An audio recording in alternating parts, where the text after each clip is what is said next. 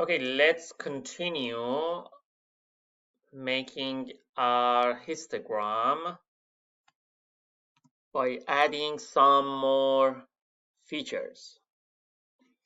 Let's put label for x-axis. So as you remember, according to the syntax I showed you in the PowerPoint, and now you can download PowerPoint on Canvas and check it. It is the one that as soon as I put XLA, it helps me, just in case you don't remember the full features name. Okay, I put the name price. Okay, check it here. You see they are default values, and when I run it, I have this one.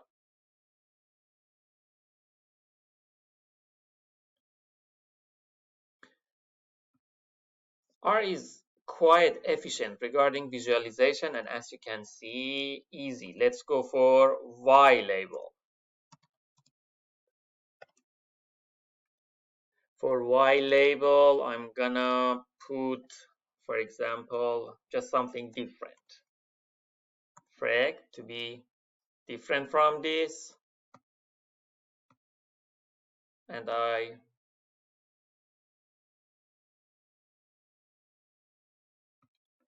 run it, put it in the quotation mark, and as you can see, it is different. Okay,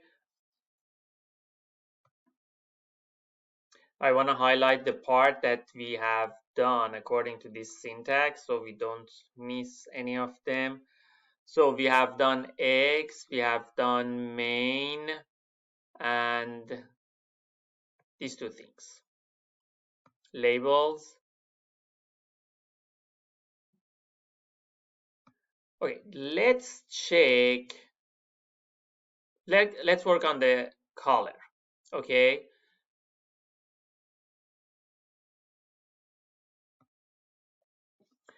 Let's give a color to our histogram.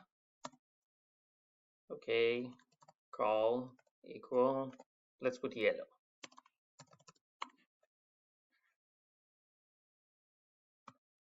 I run it, I have these. Even in R, you can decide about the color of the border that you see here. As I told you, there are many features regarding your histogram that you can control with R. Okay, now we have the histogram colored. Okay, now let's go for the other features that now I guess you have a better control over all these features that we add and the description that we put. Let's go for the next one, that is break.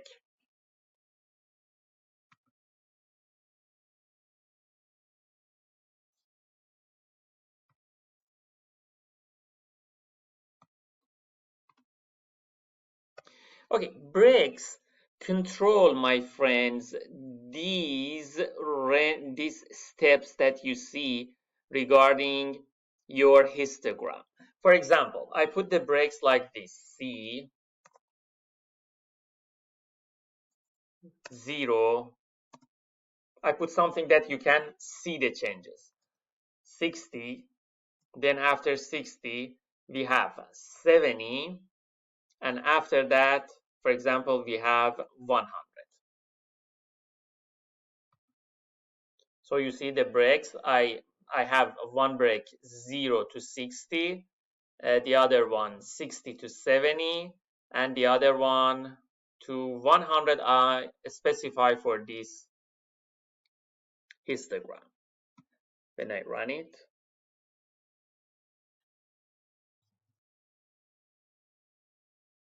you see it gives me an error. I have bring the error above this trademark so you can read it better. It says some X not counted. Maybe breaks do not span range of x. Makes sense because as you can see, I have put 100 as the ending part of range, and as you can see here, we have larger numbers even than 150. So I'm gonna put 200. So you see how much smart is this command or function is. Now run it, and now you can see 0 to 60, 60 to 70, 70 to 100, and 100 to 20. Okay, it is about, of course, I have not assigned nice ranges for the breaks because I just wanted to show you how it works. And another way to set the breaks is that you put a number and it finds the best matching histogram according to the number that you put here. For example, when I put here 5, it goes and find the best histogram based on this number.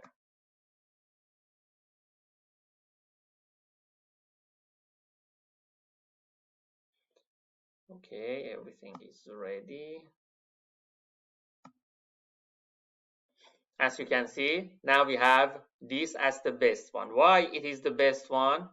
Because as you can see, it goes up, and after that it comes down. The shape is some sort of smooth. I change it to 6 and to see the results. And again, you see something, you see smooth.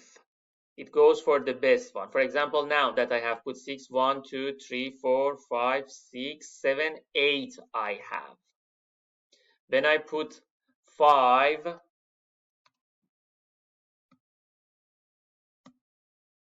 I have 1, 2, 3, 4. So you notice that it goes for the best one, and of course you are gonna try this on your computer, and so please try other numbers and see the effect it has on the result. For example, when I put 10, it gives me this. Let me make it 20. I just want to give you another one with, you see, it has a relation with the number, but it tries its best to find according to the algorithm that is over there. So let's put number, for example, 4. And here you see it shows the one that is matching that number. Or if I put 8 and I run it, it gives me exactly that one. 3, 4, 5, 6, 7, 8.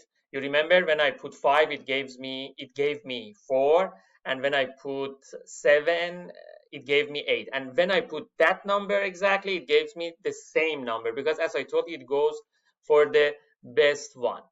So let's leave it with 8. And what else I can show you? One thing else that you can see for these is putting label.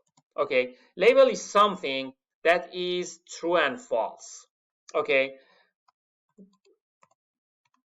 when it is true,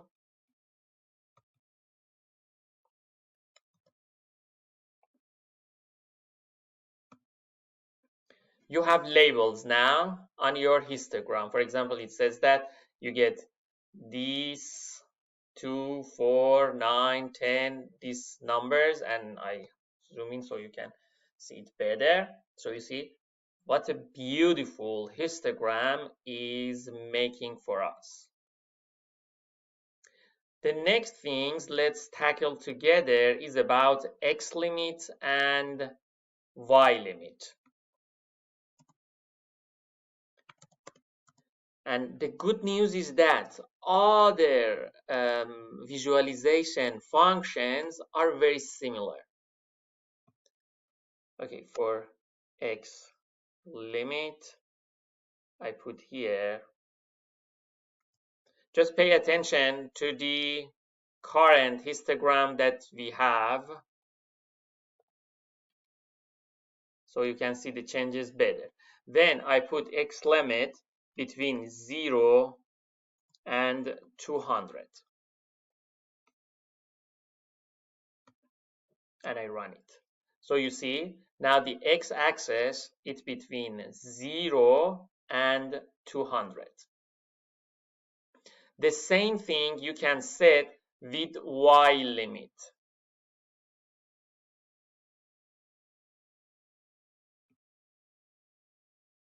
Okay, you do y limit in the same way. I'm not gonna do that here. You can do it yourself. Another thing is frequency.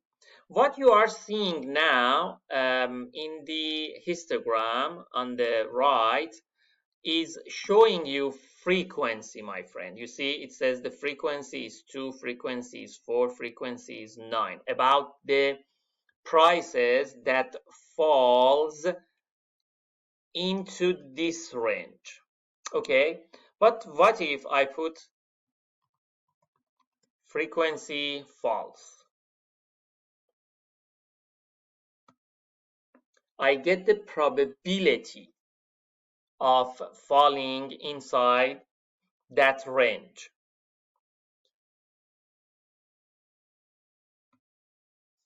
And another things that we are gonna do, the last thing we check is plot. Okay, and see, my friends, how much it is easy and straightforward to work with visualization in R. So very easily you can go and check the manual and you add to the items, to the features according to what you need whenever you want to create a histogram. But as you have noticed, especially because of that 3D plotting that we had, R has very technical abilities to make very technical plots, because histogram is considered a general plot, but still you can see it's quite easy to make histograms with R. I believe it's absolutely easier even than Excel, and enjoy all the other benefits of a programming language. Okay, plot. See, now what you see here is a plotting. Okay, so when I put true here and I run it, you should see no changes. You see the same thing, because you say plot and it is true. The same thing that we had with frequency, because the default value was true. But when I change this to false, what happens? It says that do not plot histogram. So if do not plot, if it shouldn't plot histogram, what it is supposed to do, it gives you the information about histogram instead of plotting it. So when I run it, you see these answers are coming out. Check my console. It says there is no drawing. Let me remove this.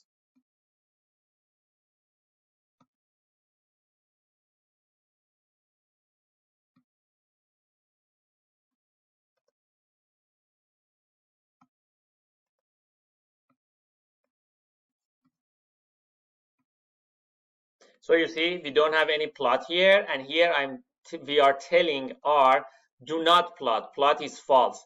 So when I run it, nothing happened, and it is empty, but I have all the necessary information about that histogram. It says that the breaks are 20, 40, 60, 80, and like that. Counts of the number of prices that falls into that ranges are 2, 4, and like that. Here you see the probabilities. Here you see the other information that we have regarding our histogram, and X name and other things that is here.